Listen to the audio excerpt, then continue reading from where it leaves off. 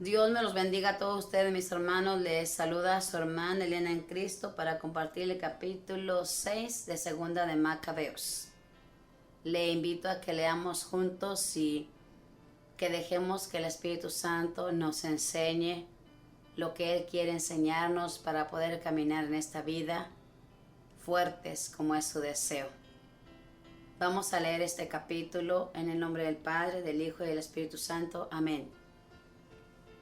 Poco tiempo después el rey mandó a Geronte, el ateniense, para obligar a los judíos a abandonar el culto de sus padres y para que no vivieran más según las leyes de Dios. Quería profanar el templo de Jerusalén, consagrándolo a Zeus olímpico, y el templo de Garizim a Zeus hospitalario, según lo habían pedido los habitantes del lugar. Esta agravación del mal fue penosa y difícil de soportar para todos. El santuario estaba lleno de desenfrenos y orgías de los paganos que se entretenían con prostitutas, que hacían el amor con mujeres en los portales sagrados y que además llevaban allí cosas prohibidas. El altar estaba cubierto de víctimas inaceptables, prohibidas por las leyes. Ya no había derecho para celebrar el sábado, observar las fiestas de nuestros padres, ni siquiera para confesar que uno era judío. Cada cual está obligado por una dura necesidad a participar cada mes en la comida ritual, el día del nacimiento del rey, y cuando llegaban las fiestas de Dionisio, había que acompañar el cortejo de la divinidad llevando coronas de hiedra. Por iniciativa de Ptolomeo se publicó un decreto para las ciudades griegas de los alrededores.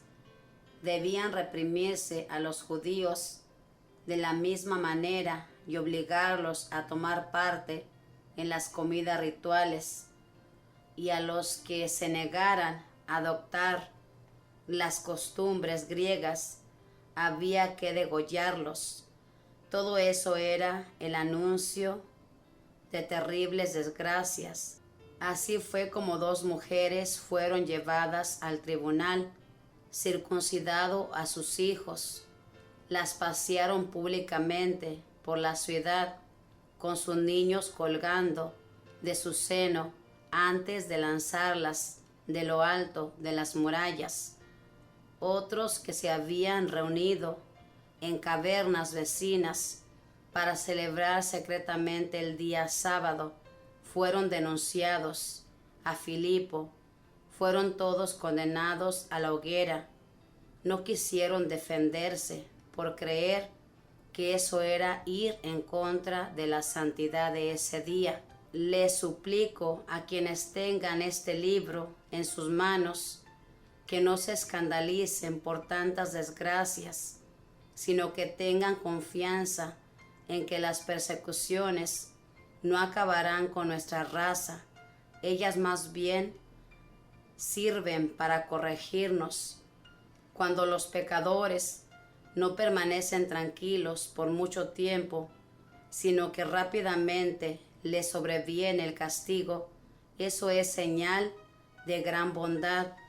Vemos con las demás naciones, el Señor espera con paciencia a que lleguen al colmo de sus pecados, pero no ha estimado conveniente actuar así con nosotros.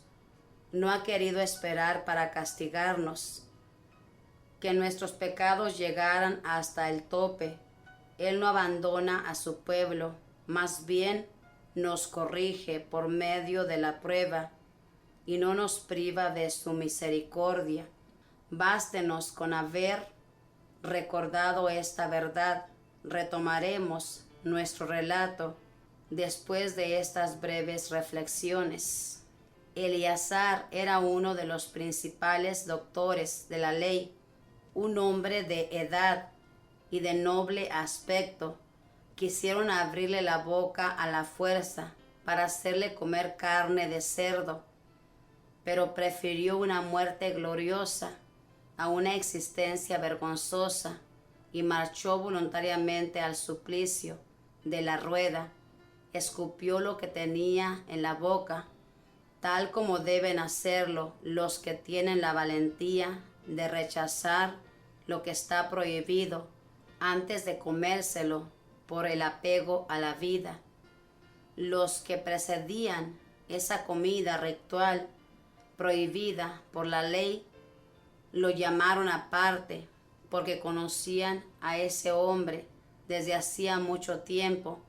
Lo invitaron a que simulara comer la carne ofrecida en sacrificio según la orden del rey, pero que en realidad fueran carnes autorizadas por la ley y que él mismo hubiera preparado.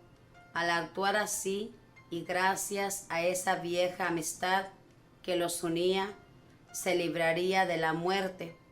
Pero él tomó una noble decisión digna de su edad, de la autoridad que le otorgaban su vejez y sus venerables cabellos blancos por la edad, digna también de su conducta irreprochable desde su niñez, y conforme a las santas leyes establecidas por Dios mismo, respondió que mejor lo enviaran a la rueda de los muertos.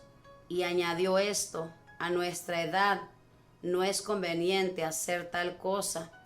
Muchos jóvenes podrían pensar que Eleazar, con sus 90 años, se dejó conquistar por los extranjeros, y así ellos se descarriarían junto conmigo debido a mi doble juego en un momento en que me queda tan poco para vivir. De esa manera atraería sobre mi vejez la vergüenza y la deshonra, y si por ahora escapara al castigo de los hombres, no escaparé vivo o muerto de las manos del Todopoderoso. Al abandonar ahora la vida valientemente, me mostraré digno de mi vejez y dejaré a los jóvenes el noble ejemplo de una muerte voluntaria y generosa en defensa de las venerables santas leyes. Y así hablando, caminó derecho al suplicio de la rueda. Para los que lo llevaban, las palabras que acababa de pronunciar no eran más que locura, y la generosidad que hacía poco habían tenido con él se truncó en maldad. Cuando estaba a punto de morir a golpes, dijo en un suspiro: el Señor, que posee el exacto conocimiento, ve cuán crueles dolores soporto bajo los golpes en mi cuerpo, siendo que podría haber escapado a la muerte. Pero Él ve que en mi alma lo sufro con alegría por el temor que le tengo. Así entregó la vida, dejando con su muerte un ejemplo de valentía y el recuerdo de su virtud, no solo a la juventud, sino a la gran mayoría de la nación. Palabra de Dios, te alabamos, Señor. Aquí leemos esta persecución que hubo en aquel entonces a la iglesia de Dios. En aquel tiempo el pueblo judío no comía carne de cerdo, y este tal Ptolomeo quería obligar a este pueblo a dejar las leyes que Moisés les había dado por orden de Dios. Una de las leyes era no comer carne de puerco, pero estos hombres, hermanos, preferían morir antes que desagradar a Dios. Es verdad que en todos los tiempos ha habido personas que tienen miedo y se acobardan y caen en ese juego. En aquel tiempo también, aquí nos narra de un tal Eleazar, que era un doctor de la ley y un hombre muy respetable desde su niñez. A este hombre le propusieron que hiciera un simulacro, que comía carne de cerdo, pero en realidad fuera su carne de la que ellos comían. Pero este hombre no quiso fingir, porque dijo en el versículo 26, si por ahora escapara al castigo de los hombres, no escaparé vivo o muerto de las manos del Todopoderoso. Hermanos, si nosotros por corrupción, por miedo, por lo que usted quiera, hacemos cosas contrarias a la voluntad de nuestro Dios, ¿de qué nos sirve salvar nuestra vida? Un tiempo en este mundo, tarde o temprano la vamos a perder. Vale más hacer las cosas bien. Como dice aquí, no escaparemos a ese juicio. Nuestro Dios lo ve todo y lo sabe todo.